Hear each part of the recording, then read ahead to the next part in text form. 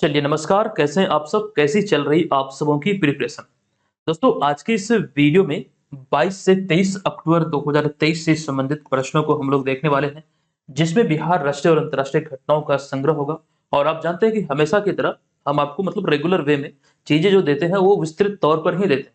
सम्मिलित तौर पर वहां पर हम सारे मतलब कर सकते हैं संभावित चर्चा करते हैं, जहां से मतलब संभावित तथ्यों का चर्चा करते हैं, जहां से आपके एग्जाम में प्रश्न बन सकते हैं। अच्छा, जो छात्र पहली बार चैनल पर विजिट किए हैं, आप ध्यान रखेंगे ये सीरीज जो है ये बिहार की प्रतियोगी परीक्षाओं पर केंद्रित है। नो डाउट अगर आप इसे फॉलो करेंगे तो आपको दोबारा कहीं से भी करंट अफेयर्स पढ़ने की आवश्यकता नहीं पड़ेगी। अच्छा, इस सीरीज में पहले आप इस वीडियो को जो देख रहे हैं पहले देख लीजिए, अगर आपको लगे कि यहाँ से हेल्प हो सकती है तो इसका प्रीवियस पार्ट जरूर चैनल पर देखिएगा और चैनल को सब्सक्राइब जरूर कर लीजिएगा ताकि आगामी वीडियोज को आप देख पाए।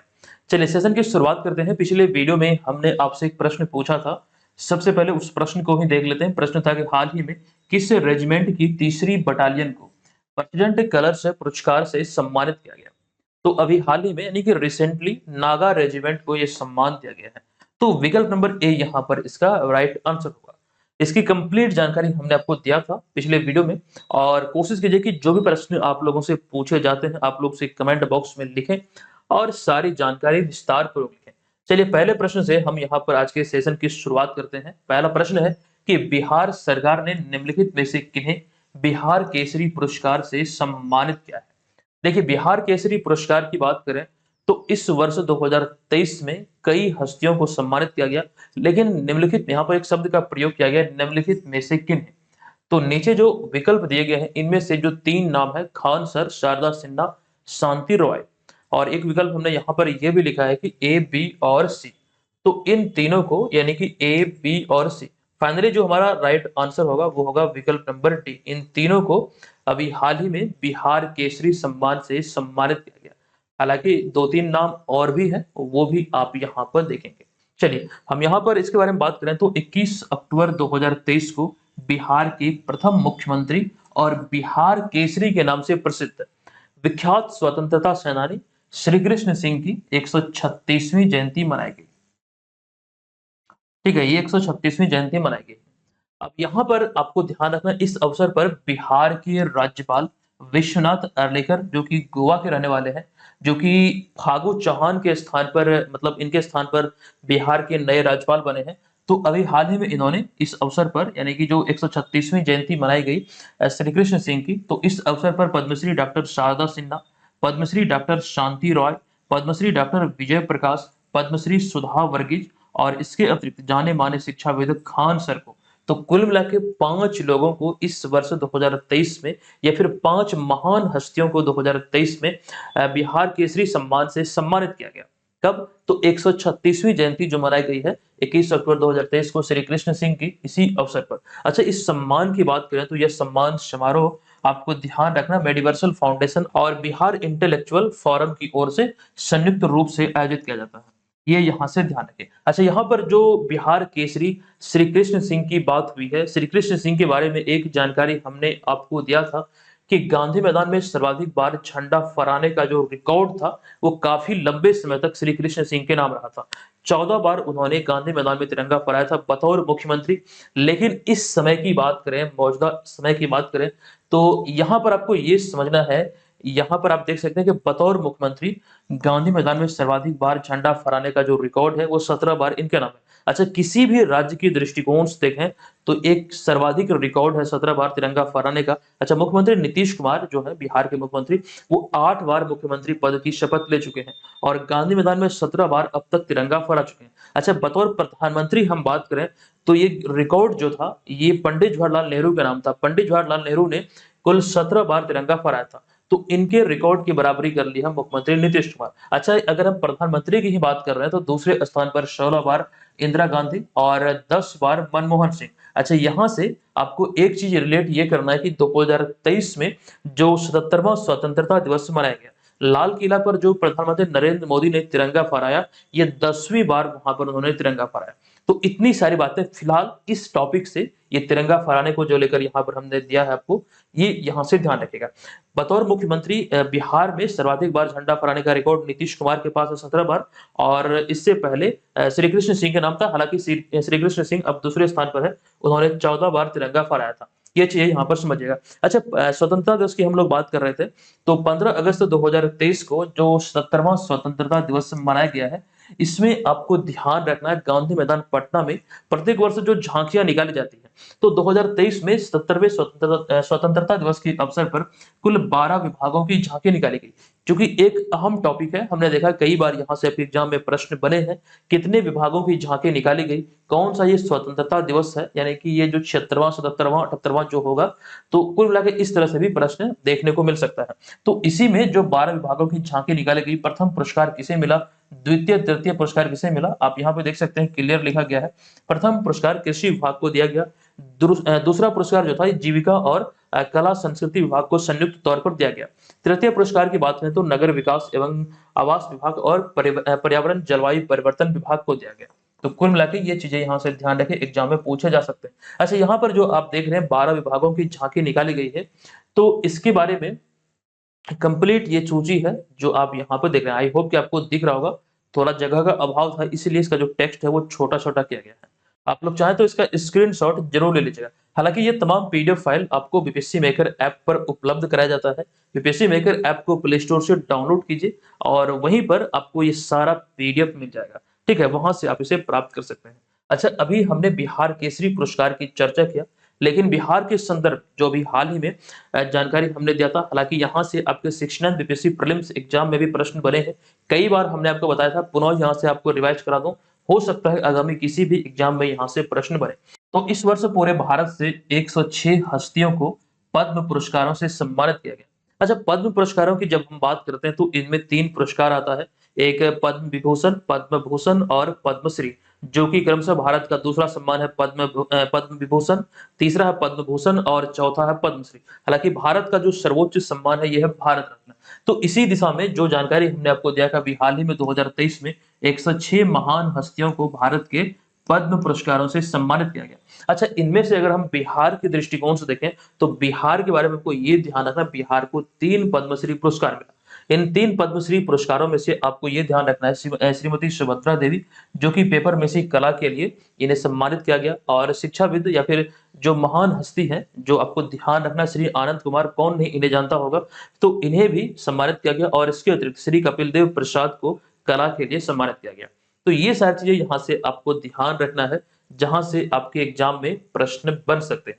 अच्छा, वर्ष 2023 को लेकर यहाँ पर हमने जानकारी दिया कि पद्म भूषण से 6 को, पद्म भूषण जो भारत का तीसरा सर्वोच्च सम्मान है 9, और पद्मश्री जो कि चौथा सर्वोच्च सम्मान है, इससे 91 हस्तियों को सम्मानित किया गया। ये यहाँ से जाने के। अच्छा, बिहार की दृष्टिकोण से इतिहास में अगर हम देखें तो पहला पद्मश्री पुरस्कार 1961 में सामाजिक कार्य के लिए बिहार के अमाल शाह को दिया गया था। अब तक की प्राप्त जानकारी के आधार पर जो आंकड़े कहते हैं, कुल 77 बिहारियों को पद्मश्री जो कि भारत का चौथा सर्वोच्च सम्मान है, इस सम्मान से सम्मानित किया गया है। अच्छा, एक अहम जानकारी आप ये ध्यान रखिएगा, एकमात्र बिहारी थे जिनका नाम था उस्ताद बिस्मिल्लाह, एकमात्र वो बिहारी थे जिन्हें भारत के जो 4 सर्वोच्च सम्मान है, भारत रत्न, पद्म विभूषण, पद्म भूषण, पद्मश्री, ये चारों सम्मान से सम्मानित किया गया था। अच्छा, बिस्मिल्लाह खां एक अहम टॉपिक है, कई सारे प्रश्न यहाँ से बनते हैं, और हमने आपको ये जानकर दिया था कि बिहार के बक्सर जिले में एक स्थान है डुमराव, यहीं पर उनका जन्म हुआ था। अच्छा, बक्सर जिला से संबंधित एक प्रश्न ये भी बनता है कि बिहार के क्षेत्र में गंगा नदी कहाँ से प्रवेश करती है, तो बक्सर के क्षेत्र में या फिर बक्सर जिला में एक स्थान है चौसा, जहां से बिहार के क्षेत्र में गंगा नदी प्रवेश करती है। अच्छा, अगर आपसे ये पूछा जाए कि गंगा नदी बिहार के क्षेत्र को कहाँ छोड़ देती है, तो आपको ध्यान रखना कटिहार में एक स्थान है मनिहारी, जहां से बिहार के क्षेत्र को यानी कि बिहार की सीमा को छोड़ देता है। चलिए आगे चलते हैं हम अगले प्रश्न पे। दूसरा प्रश्न है कि केंद्र सरकार ने बिहार के किस चीनी मिल से एथेनॉल के उत्पादन के लिए 168 करोड़ रुपए का आवंटन किया है। ये बहुत ज्यादा खबरों में है और इसका जो राइट आंसर होगा, ये 2 चीनी मिल में इथेनॉल के उत्पादन को लेकर 168 करोड़ रुपए का आवंटन किया गया है। इसमें 2 चीनी मिल की बात करें तो एक तो सुगौली और एक लौरिया। अच्छा, सुगौली जो है ये पूर्वी चंपारण में है और लौरिया जो है ये पश्चिमी चंपारण में है। तो कुल मिला के राइट जो आंसर होगा फाइनली वो होगा विकल्प नंबर डी, ए और बी दोनों। अब इसके बारे में यहाँ पर विस्तृत तौर पर बात करें तो केंद्र सरकार ने हाल ही में बिहार के 2 चीनी मिलों, एक सुगौली पूर्वी चंपारण और लोरिया पश्चिमी चंपारण से मक्के और ब्रोकन राइस एथनॉल के, या फिर ब्रोकन राइस से, यहाँ पर एक शब्द का प्रयोग होगा से, तो ब्रोकन राइस यानी कि मक्के और ब्रोकन राइस से एथनॉल के उत्पादन के लिए 168 करोड़ रुपए का आवंटन किया है। यानी कि ये अनाज आधारित कह सकते हैं एथनॉल उत्पादन केंद्र होगा, जिसको लेकर अभी हाल ही में 168 करोड़ रुपए का आवंटन किया गया है। अच्छा, यहाँ पर कुछ चीजें ये भी ध्यान रखना, हालांकि जहां पर गन्ने के सीजन में 4 महीने गन्ने से और उसके बाद 6 महीने मक्का और ब्रोकन राइस के जरिए एथनॉल का निर्माण किया जाएगा, और इस प्रक्रिया की जो पूरी जिम्मेदारी है वो HPCL बायोफ्यूल्स को सौंपी गई है, ये भी आप ध्यान रखिएगा। अच्छा, कुछ समय पहले हमने आपको ये जानकारी दिया था कि पूर्णिया जिले के परौरा में भारत का पहला अनाज आधारित एथनॉल प्लांट की स्थापना की गई थी। अगर हम अनाज आधारित एथनॉल प्लांट की बात करें तो पूरे भारत में ये पहली बार बिहार के पूर्णिया जिले के परौरा में स्थापित किया गया है, ये ध्यान रखिएगा, इसकी जानकारी हमने आपको दिया था। अच्छा, जिसका उद्घाटन 30 अप्रैल 2022 को मुख्यमंत्री नीतीश कुमार के द्वारा किया गया, जो कि बिहार के 22वें मुख्यमंत्री है। ये चीजें यहाँ से आपको ध्यान रखना। अच्छा, जो परौरा में जो एथनॉल प्लांट है वो तस्वीर यहाँ पर थोड़ी सी झलक आप देख सकते हैं उसकी, उसी सब चीजों का जिक्र यहाँ पर किया गया विस्तार से कि पूर्णिया जिले के परौरा में भारत का पहला अनाज आधारित एथनॉल प्लांट की स्थापना की गई, जिसका उद्घाटन 30 अप्रैल 2022 को मुख्यमंत्री नीतीश कुमार के द्वारा किया गया। इसे eastern India biofuels private limited द्वारा 105 करोड़ की लागत से तैयार किया गया है। और इसकी उत्पादन क्षमता की बात करें, यानी कि एक दिन में यहाँ पर कितना लीटर एथनॉल का उत्पादन होता है, तो कुल मिला के बात यहाँ पर यह है कि इसकी जो उत्पादन क्षमता है वो 65,000 लीटर की है। अच्छा, एक अहम जानकारी ये भी यहाँ पर आपको ध्यान रखना है कि एथनॉल नीति को लागू करने वाला पहला राज्य है अपना बिहार, और जिस समय बिहार में एथनॉल नीति लागू हुआ था उस समय जो बिहार के उद्योग मंत्री थे वो थे सैयद शाहनवाज हुसैन। हालांकि इस समय बिहार के उद्योग मंत्री हैं शमीर कुमार महासेठ। चलिए अगले प्रश्न पे आते हैं। तीसरा प्रश्न है कि किस राज्य सरकार ने हाल ही में राज्य को नशा मुक्त बनाने के लिए होप इनिशिएटिव शुरू किया है। देखिए, राज्य को नशा मुक्त बनाने के उद्देश्य से मिशन होप इनिशिएटिव या फिर होप इनिशिएटिव की शुरुआत पंजाब गवर्नमेंट के द्वारा किया गया। पंजाब की भगवंत मान सरकार जो है, इन्हीं के द्वारा इसकी शुरुआत की गई है। ध्यान रखेंगे, राइट आंसर होगा विकल्प नंबर ए। तो पंजाब की भगवंत मान सरकार ने राज्य को नशा मुक्त, यही उद्देश्य है, लेकिन नशा मुक्त करने के उद्देश्य से हाल ही में होप इनिशिएटिव की शुरुआत की। तो ये तो रही बात पंजाब से संबंधित, लेकिन इस तरह की कई सारी चीजें हमने रिसेंटली कुछ महीनों में आपको बताया। एक बार पुनः यहाँ पर देख लेते हैं। जून 2023 में तेलंगाना सरकार ने राज्य के सभी जिलों में नशा मुक्ति केंद्र खोलने की घोषणा किया था।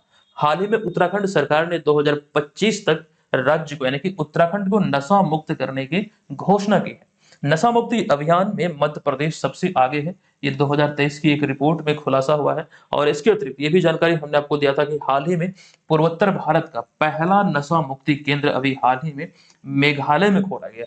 तो ये सारी चीजें फिलहाल इस प्रश्न से मतलब संबंधित तथ्यों के अंतर्गत है, तो आपको यहाँ पर रिवीजन पर्पज से हमने बताया। लेकिन बिहार के संदर्भ में अगर हम बात करें शराबबंदी कानून की, प्रश्न जो यहाँ से बन सकते हैं वो यहाँ पर विस्तृत तौर पर हमने लिखा है। कई सारे छात्रों को बिहार में पूर्ण शराबबंदी को लेकर या फिर शराबबंदी को लेकर जो इसकी तिथि है उसमें कंफ्यूजन होता है, तो यहाँ पर आप देखिए, यहाँ से कंफ्यूजन आपका दूर होगा। दरअसल हाल ही में 26 नवंबर 2022 को बिहार में नशा मुक्ति दिवस मनाया गया। बिहार में 26 नवंबर 2011 से ही मद्य निषेध दिवस मनाया जा रहा है। हालांकि उस समय बिहार में या फिर उस समय शराबबंदी लागू नहीं थी। देखिए, आपको यहाँ पर यह समझना है कि बिहार में नशा मुक्ति दिवस जो मनाया जाता है ये प्रत्येक वर्ष 26 नवंबर को मनाया जाता है, और ये 2011 से प्रत्येक वर्ष मनाया जा रहा है। लेकिन आपको ये समझना है कि हालांकि उस समय बिहार में शराबबंदी कानून लागू नहीं थी।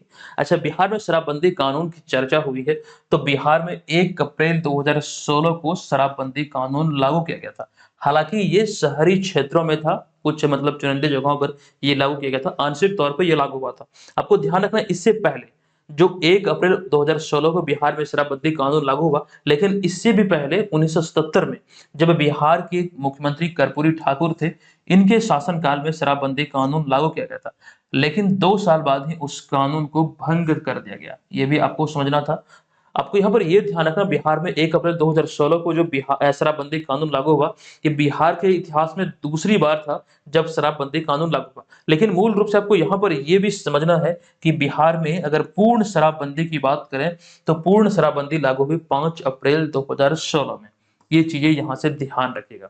ये सभी चीजें एग्जाम में पूछे जाने योग्य है, पूछे जा सकते हैं। चलिए आगे चलते हैं चौथे प्रश्न पे।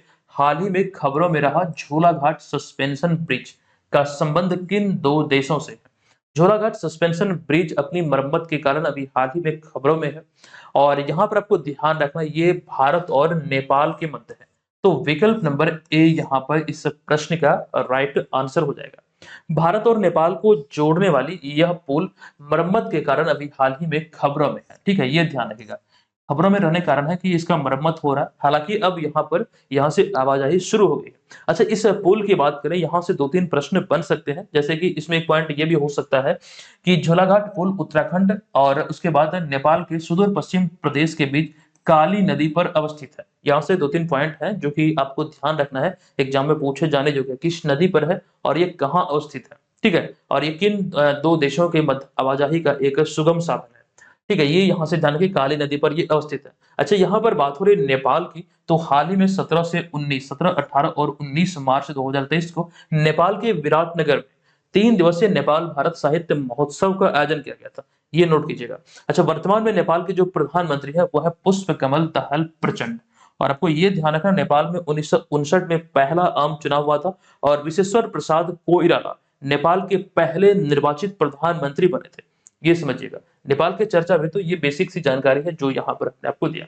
नेक्स्ट प्रश्न है कि हाल ही में भारत सरकार ने किस वर्ष तक चंद्रमा पर अंतरिक्ष यात्री भेजने का लक्ष्य निर्धारित किया है? इसका राइट आंसर होगा विकल्प नंबर बी, यानी कि 2040 तक।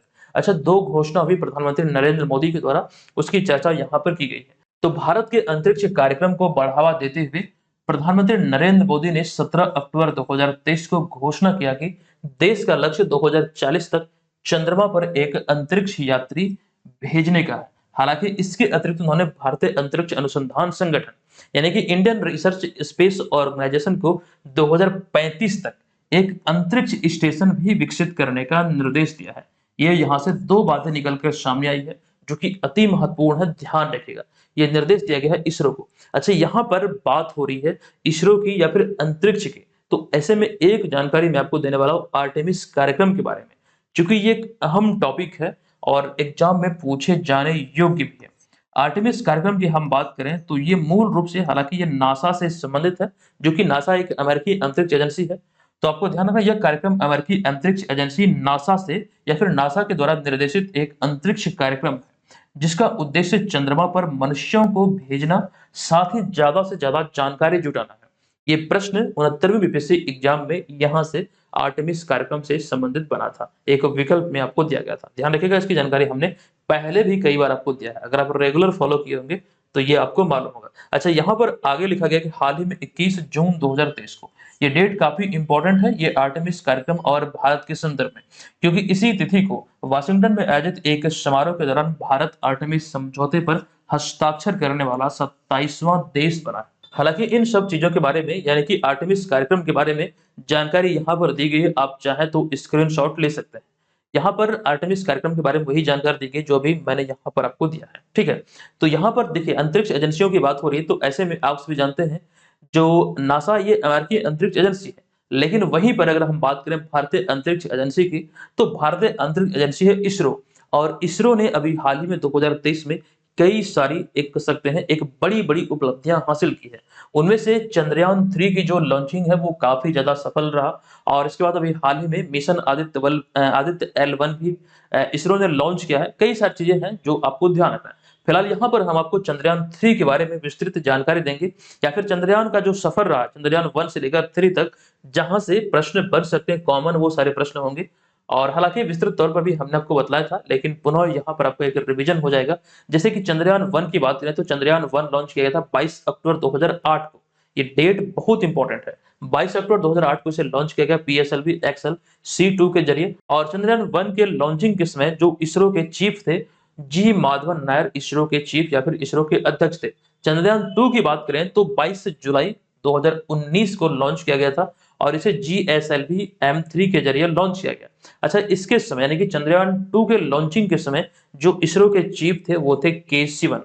चंद्रयान-3 की लॉन्चिंग जो अभी हाल ही में हुई 14 जुलाई 2023 को, आपको ध्यान रखना LV-M3 M4 रॉकेट के जरिए इसे लॉन्च किया गया और इसकी लॉन्चिंग के समय इसरो के अध्यक्ष एस सोमनाथ थे। हालांकि आपको यहाँ पर यह भी ध्यान रखना 14 जुलाई 2023 को चंद्रयान-3 की जो लॉन्चिंग हुई है, तो यहाँ से एक प्रश्न अराइज हो सकता है कि चंद्रयान-3 के प्रोजेक्ट डायरेक्टर कौन थे, तो पी वीरामुथुवेल। एक जानकारी और भी है, चंद्रयान-3 ने चंद्रमा की सतह पर सॉफ्ट लैंडिंग कब किया, तो सॉफ्ट लैंडिंग के बारे में ये ध्यान रखिए 23 अगस्त 2023 को। ये चीजें इसरो के मिशन चंद्रयान से संबंधित है, जो सफर अब तक कर रहा है वो आप यहाँ पर ध्यान रखिए। अच्छा, इसके अतिरिक्त आपको ये भी समझना है कि अमेरिका, चीन और पूर्व सोवियत संघ के बाद चंद्रमा की सतह पर लैंडिंग करने वाला अपना देश भारत जो है वो चौथा देश बना है। लेकिन एक जानकारी यहाँ पर यह भी है कि साउथ पोल यानी कि दक्षिणी ध्रुव पर लैंड करने वाला भारत एकमात्र और पहला देश है। ये चीजें भी यहाँ से समझिएगा। अच्छा, सौरमंडल का जो मुखिया सूर्य कहलाता है, इसके अध्ययन के लिए अभी हाल ही में 2 सितंबर 2023 को इसरो के द्वारा आदित्य L1 मिशन लॉन्च किया गया। ये भी बहुत इंपॉर्टेंट है, आप लोग चाहें तो ये सारी चीजों का स्क्रीनशॉट जरूर ले लीजिए। चलिए, अच्छा, चंद्रयान-3 में जिस प्रकार से चंद्रयान-2 में जो इसके लैंडर और रोवर का जो नाम था विक्रम और प्रज्ञा, क्रमशः वही इसमें भी दोहराया गया। छठा प्रश्न है कि हाल ही में झारखंड के पूर्व मुख्यमंत्री रघुवर दास को किस राज्य का राज्यपाल नियुक्त किया गया है? देखिए, यह भी खबरों में है क्योंकि 2 राज्य के राज्यपाल में कर सकते हैं, राज्यपाल को बदला गया है। तो ऐसे में यहाँ पर जो पूछा गया है, रघुवर दास को किस राज्य का राज्यपाल नियुक्त किया गया, तो इसका जो राइट आंसर होगा यह है विकल्प नंबर डी यानी कि उड़ीसा। तो यहाँ पर आप ये ध्यान रखेंगे, झारखंड के पूर्व मुख्यमंत्री रघुवर दास को हाल ही में उड़ीसा का नया राज्यपाल नियुक्त किया गया है और उन्होंने किनका स्थान दिया, तो गणेशी लाल का स्थान दिया है। ये चीजें यहाँ पर समझिएगा। अच्छा, इसके अतिरिक्त आपको ये भी ध्यान रखना है कि रघुवर दास के बारे में जो हमने यहाँ पे एक शब्द का प्रयोग किया है, झारखंड के पूर्व मुख्यमंत्री, तो ऐसे में ये ध्यान रखेंगे 2014 से लेकर 2019 तक वे झारखंड के मुख्यमंत्री रहे थे। इंपॉर्टेंट है, चर्चे में है, तो यहाँ से भी प्रश्न अराइज हो सकते हैं। इसके अतिरिक्त जो हमने आपको जानकारी दिया कि 2 राज्य में राज्यपाल परिवर्तित हुए हैं, तो ऐसे में आपको ध्यान रखना है इंद्रसेना रेड्डी को त्रिपुरा का नया राज्यपाल नियुक्त किया गया और उन्होंने सत्यदेव नारायण आर्य का स्थान किया है। अच्छा, राज्यपाल की नियुक्ति की बात करें तो संविधान के अनुच्छेद 155 में इसका वर्णन है और आपको ध्यान रखना है किसी भी राज्य में जो राज्यपाल होते हैं वो राष्ट्रपति का प्रतिनिधि होते हैं और संवैधानिक प्रमुख होते हैं। ये चीजें यहाँ से आपको समझना है। अच्छा, राज्यपाल की यहाँ पर बात हुई है, तो बिहार के संदर्भ में एक जानकारी हमने आपको दिया था कि राज्यपाल के लिए जो महामहिम शब्द का प्रयोग होता है, बिहार में अब राज्यपाल के लिए महामहिम शब्द का प्रयोग नहीं होगा। तो ये चीजें यहाँ से ध्यान रखिएगा, ये तमाम चीजें एग्जाम में पूछे जाने योग्य है। अगला प्रश्न है कि 20 अक्टूबर 2023 को भारत की पहली रैपिड ट्रेन का उद्घाटन निम्नलिखित में से किनके द्वारा किया गया, तो राइट आंसर इसका होगा माननीय प्रधानमंत्री नरेंद्र मोदी के द्वारा अभी हाल ही में भारत के पहले रैपिड ट्रेन का उद्घाटन किया गया। इसके बारे में आपको जानकारी दे दूं कि हाल ही में 20 अक्टूबर 2023 को भारत की पहली सेमी स्पीड रीजनल रेल सेवा रैपिड एक्स, इसे रैपिड एक्स नाम दिया गया था, फिर रैपिड ट्रेन कहा गया, इसका उद्घाटन नरेंद्र मोदी के द्वारा किया गया। लेकिन आपको ध्यान रखना है इस रैपिड ट्रेन को अब नया नाम दे दिया गया है, ये नया नाम है नमो भारत, यानी कि इसका नया नाम रखा गया नमो भारत। आपको ध्यान रखना यह rapid rail Delhi Ghaziabad Meerut corridor पर चलेगी और इसकी जो क्षमता होगी 180 किलोमीटर प्रति घंटा की होगी मैक्सिमम स्पीड। ये भी आपको ध्यान रखना। जिस प्रकार से वंदे भारत एक्सप्रेस के बारे में हमने आपको जानकारी दिया था कि शुरुआत में इसे ट्रेन 18 कहा गया क्योंकि इसका निर्माण 2018 में हुआ था पहला बार, और बाद में हालांकि इसका नाम कर दिया गया वंदे भारत। इसी प्रकार से इसमें भी नाम परिवर्तित करके कर दिया गया नमो भारत। अच्छा, यहाँ पर आपको ध्यान रखना है वंदे भारत की चर्चा हुई है, तो हालांकि ये सारी जानकारी यहाँ पर हमने आपको दिया है, आप यहाँ पर भी देख सकते हैं। तो वंदे भारत ट्रेन को सबसे पहले आप इस तस्वीर में देख लीजिए, ये इंजन है आगे में। अच्छा, यहाँ पर हम बात करें तो वंदे भारत एक सेमी हाई स्पीड ट्रेन है। प्रारंभ में ऐसे ट्रेन 18 के नाम से जाना जाता था, लेकिन अब इसे वंदे भारत एक्सप्रेस के नाम से जाना जाता है। ट्रेन 18 इसलिए कहा गया था, दरअसल ट्रेन 18 यानी कि जो वंदे भारत का जो निर्माण हुआ था पहले चरण में अक्टूबर 2018 में पूरा हुआ था, ठीक है। और हालांकि इसे 2019 में 15 फरवरी को लॉन्च किया गया। तो 2018 में जो निर्माण कार्य पूरा हुआ था, इस वजह से इसे ट्रेन 18 कहा गया, लेकिन नाम परिवर्तित करते हुए वंदे भारत कर दिया गया। चलिए आगे चलते हैं। अक्टूबर 2023 में निम्नलिखित में से किस संस्था के द्वारा ऑपरेशन चक्र 2 चलाया गया? देखिए ऑपरेशन चक्र 2 अभी खबरों में है, तो 2023 में अक्टूबर महीने में ये इसका जो दूसरा चरण चला गया है। ये केंद्रीय जांच एजेंसी यानी कि सेंट्रल ब्यूरो ऑफ इन्वेस्टिगेशन, इनके द्वारा भी हाल ही में ये चलाया गया है। तो यहाँ पर उसी का जिक्र किया गया, हाल ही में केंद्रीय जांच एजेंसी अर्थात सीबीआई द्वारा ऑपरेशन चक्र 2 चलाया गया, जिसका उद्देश्य साइबर अपराधों का पता लगाना है। हालांकि इस ऑपरेशन में सीबीआई ने इंटरपोल, ब्रिटेन की नेशनल क्राइम एजेंसी, अमेरिका की एफबीआई, जर्मनी की बीकेए आदि की मदद लिया है। अच्छा, इसमें आपको ध्यान रखना है, जो दूसरे चरण की हमने यहाँ पर चर्चा किया, लेकिन यही आपसे अगर पूछा जाए इसका पहला चरण कब संचालित हुआ था साइबर अपराधों का पता लगाने के लिए, तो आपको ध्यान रखना है कि ऑपरेशन चक्र 1 वर्ष 2022 में चलाया गया था। अच्छा, यहाँ पर जो हमने एक पॉइंट ये लिखा है कि ये सारी एजेंसियों का एक प्रकार से मदद लिया गया, लेकिन यहाँ पर हम बात करेंगे मुख्य रूप से इंटरपोल के बारे में। इंटरपोल के बारे में एग्जाम में प्रश्न बन सकते हैं। तो इंटरपोल के बारे में यहाँ पर लिखा गया कि इंटरपोल, आपको ध्यान रखना है इसका जो पूरा नाम होता है, एक तो इंटरपोल एक शॉर्ट फॉर्म है, इंटरनेशनल क्रिमिनल पुलिस ऑर्गेनाइजेशन इसका पूरा नाम होता है। अच्छा, आपको ध्यान रखना है कि 7 सितंबर 1923 को ऑस्ट्रिया की राजधानी वियना में इसकी स्थापना हुई थी। ऑस्ट्रिया की राजधानी है वियना, यहीं पर इसकी स्थापना हुई थी 7 सितंबर 1923 ईस्वी को। लेकिन उस समय इसे अंतर्राष्ट्रीय आपराधिक आयोग यानी कि इंटरनेशनल क्रिमिनल पुलिस कमीशन कहा जाता था, ये ध्यान रखिएगा। ठीक है, उसका यहाँ पर हमारा अगला पॉइंट है कि लेकिन 1956 में इसे इंटरपोल यानी कि इंटरनेशनल क्रिमिनल पुलिस ऑर्गेनाइजेशन के नाम से जाना गया। तो इसके इतिहास यानी कि इसके बारे में कुछ जो जानकारी है, खास करके इसका नाम के परिवर्तन को लेकर और इसकी स्थापना को लेकर, कहाँ इसकी स्थापना हुई, ये सारी चीजें एग्जाम में पूछे जा सकते हैं। और इंटरपोल का जो लोगो है आप यहाँ पर उसे देख सकते हैं। चलिए आगे चलते हम यहाँ पर अगले प्रश्न पे। ना प्रश्न है कि निम्नलिखित में से कौन से राज्य मोटे अनाजों को बढ़ावा देने के लिए 27 से 29 अक्टूबर 2023 को श्री अन्न महोत्सव का आयोजन करेंगे? तो ऐसी घोषणा अभी हाल ही में उत्तर प्रदेश सरकार के द्वारा किया गया। देखिए यहाँ पर आपको ध्यान रखना है, इसका जो राइट आंसर होगा ये होगा उत्तर प्रदेश, यानी कि विकल्प नंबर डी यहाँ पर इसका करेक्ट आंसर हो जाएगा। अच्छा, इसके बारे में आपको जानकारी दे दूं कि उत्तर प्रदेश सरकार मोटे अनाजों को बढ़ावा देने के लिए 27 से 29 अक्टूबर 2023 तक उत्तर प्रदेश की राजधानी लखनऊ में श्री अन्न महोत्सव का आयोजन करेगी। आपको ये डेट ध्यान रखना, 27 से लेकर 29 अक्टूबर 2023 तक ये आयोजित होना है। ये 3 दिवसीय कार्यक्रम है। अच्छा, मोटे अनाजों की रानी मक्का को कहा जाता है। अच्छा, मोटे अनाजों का उदाहरण की बात करें तो मूल रूप से बाजरा, ज्वार, रागी ये मोटे अनाजों का एक सर्वश्रेष्ठ उदाहरण है। तो इसी में से मोटे अनाजों की रानी जो कहा जाता है ये मक्का को कहा जाता है, ये भी आपको समझना है। अच्छा, यहाँ पर मोटे अनाजों की बात हुई है, तो ऐसे में मोटे अनाजों में अगर हम बाजरा की चर्चा करें तो बाजरा महोत्सव अभी हाल ही में 2 दिवसीय बाजरा महोत्सव 28 फरवरी से 1 मार्च 2023 तक बिहार के भोजपुर में आयोजित हुआ था, ये भी आपको समझना है। हालांकि पटना में भी बाजरा महोत्सव आयोजित हुआ था। अच्छा, यहाँ पर कुछ एक्स्ट्रा फैक्ट हमने शामिल किया कि संयुक्त राष्ट्र की एजेंसी खाद्य और कृषि संगठन ने 6 दिसंबर 2022 को हाइब्रिड मोड में बाजरा महोत्सव का आयोजन इटली में किया था, इटली के रोम में किया था। इसके अतिरिक्त खाद्य और कृषि संगठन के अनुसार भारत इस समय दुनिया में बाजरा का सबसे बड़ा उत्पादक देश है। ये नवीनतम डेटा है खाद्य और कृषि संगठन का, ये भी यहाँ से समझिएगा। नेक्स्ट 10वां प्रश्न है कि निम्नलिखित में से किस तिथि को प्रत्येक वर्ष विश्व सांख्यिकी दिवस माना जाता है? अच्छा, यहाँ पर आपको कंफ्यूजन हो सकता है। यहाँ पर हमने शब्द का प्रयोग किया है विश्व, यानी कि विश्व सांख्यिकी दिवस की यहाँ पर बात हो रही है। तो इसका जो राइट आंसर होगा, प्रत्येक वर्ष 20 अक्टूबर को यह विश्व सांख्यिकी दिवस माना जाता है। देखिए कई सारे छात्रों को इसको डेट को लेकर कंफ्यूजन होता है। आप यहाँ पर देखिए कि संयुक्त राष्ट्र द्वारा हर साल 20 अक्टूबर को विश्व सांख्यिकी दिवस माना जाता है और संयुक्त राष्ट्र महासभा ने 20 अक्टूबर 2015 को विश्व सांख्यिकी दिवस मनाने की शुरुआत की थी, या फिर ये पहल की शुरुआत या फिर स्थापना की थी। अच्छा, विश्व सांख्यिकी दिवस 2023 के थीम की बात करें जो इम्पोर्टेंट है, सतत विकास लक्ष्यों की निगरानी के लिए राज्य संकेतक ढांचों को राष्ट्रीय संकेतक ढांचे के साथ संरक्षित करना, ये इसका 2023 का निर्धारित थीम रखा गया है। हालांकि ये थोड़ा बड़ा जरूर है, लेकिन ये भी आपको ध्यान रखना है। अच्छा, यहाँ पर जो हम चर्चा कर रहे थे विश्व सांख्यिकी दिवस की, तो ऐसे में अगर हम भारतीय सांख्यिकी दिवस या फिर राष्ट्रीय सांख्यिकी दिवस की बात करें तो इस वाले पॉइंट को देखेंगे तो आप अच्छी तरीके से समझ पाएंगे। दरअसल प्रशांत चंद्र महालनोबिस को भारतीय सांख्यिकी का जनक कहा जाता है, यह भी एक प्रकार से प्रश्न है। भारतीय सांख्यिकी का जनक किन्हें कहा जाता है? तो पश्चिम बंगाल में जन्मे, पश्चिम बंगाल कोलकाता में जन्मे प्रशांत चंद्र महालनोबिस को भारतीय सांख्यिकी का जनक कहा जाता है।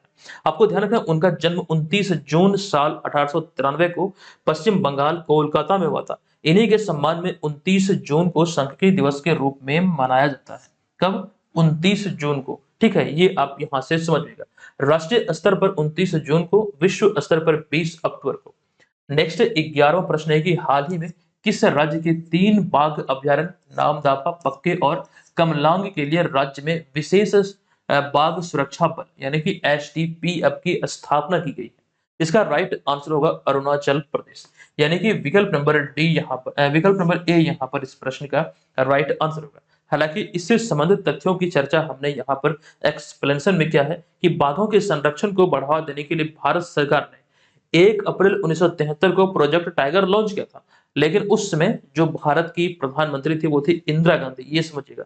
1 अप्रैल 1973 को प्रोजेक्ट टाइगर शुरू किया गया था। अच्छा, प्रोजेक्ट टाइगर की बात हुई है तो एक जानकारी आपको ये दे दूं कि हाल ही में पटना चिड़ियाघर, जिसे कि संजय गांधी जैविक उद्यान के नाम से जाना जाता है, स्थापना का 50वीं वर्षगांठ सेलिब्रेट किया। ये आपको ध्यान होगा। अच्छा, आपको ये भी ध्यान होगा, पिछले वीडियो में हमने आपको जानकारी दिया था कि हाल ही में भारत और यूनाइटेड किंगडम के वैज्ञानिकों के एक समूह ने मिजोरम के डंफा टाइगर रिजर्व, ये काफी ज्यादा खबरों में है। और क्या वजह से खबरों में ये डंपा टाइगर रिजर्व? दरअसल यहाँ पर मेंढक की एक नई प्रजाति टोड, यानी कि टोड की एक नई प्रजाति बोईफोडस भूपति की खोज की गई है। एक प्रकार का मेंढक है और आपको ध्यान रखना इस नई प्रजाति का नाम प्रसिद्ध सरीसृप विज्ञानी एस भूपति के नाम पर रखा गया है।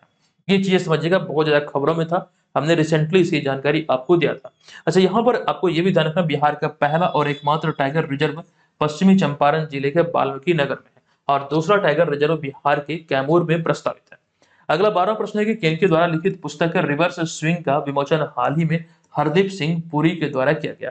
तो आपको ध्यान रखना इस पुस्तक के लेखक है अशोक टंडन, यानी कि विकल्प नंबर सी यहाँ पर इस प्रश्न का राइट आंसर यहाँ पर हो जाएगा।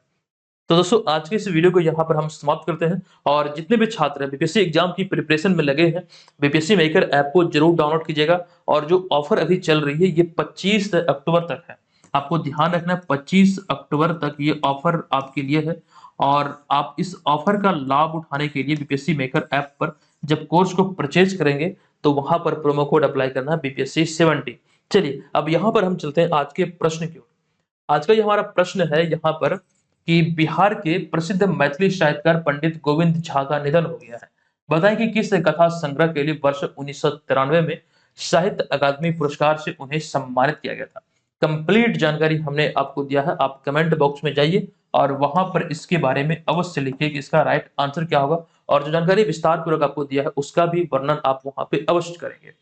चलिए ऑफर का आप लोग लाभ जरूर ले लीजिएगा और मिलते हैं आपसे नेक्स्ट वीडियो में। ये वीडियो आपको कैसा लगा कृपया कमेंट करके आप लोग जरूर बताइएगा। तो दोस्तों आज के इस वीडियो में इतना ही, मिलेंगे नेक्स्ट वीडियो में, तब तक के लिए धन्यवाद। जय हिंद।